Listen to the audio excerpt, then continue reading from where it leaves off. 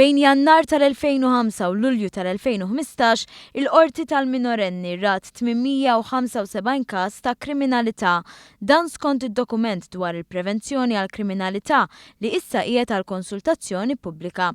Ir-riċerka li saret mill-kriminologa Janice Formosa Paċ turi kif aktar minn nofs tal-minorenni li wettqu atti kriminali kellhom 15-il sena u iktar minn kwart kellhom 14-il sena.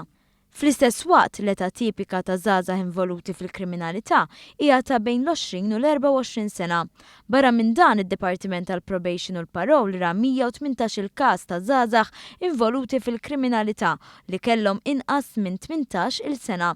Ir-riċerkaturi li l-maġġoranza ta' dawn iż-żgħażagħ ġejjin minn familji u komunitajiet esposti għal kriminalità u li jgħixu familja li nieqsa minn attività ekonomika.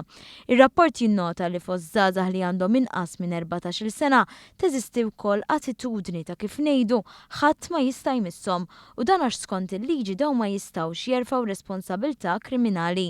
Ir-riċerka wrid ukoll kif atti aggressivi ta' minorenni fuq il-ġenituri tagħhom żdiedu matul is-snin. Fl-2016, id-Dipartiment tal-Probation u l-Parole ra 30 każ ta' minorenni involuti f'atti simili. Ammont li jirrifletti biss dawk li affaċċjaw proċeduri legali, oħrajn kienu referuti għal dipartimenti oħra. F'dan l-isfond, l-istrateġija għal prevenzjoni tal-kriminalità tissuġġerixxi l-bżonn tiżjed professjonisti jaħdmu maż-żgħażagħ li għandhom ikunu imħarġa biex jaħdmu maż-żgħażagħ f'riskju li jispiċċaw delinkwenti.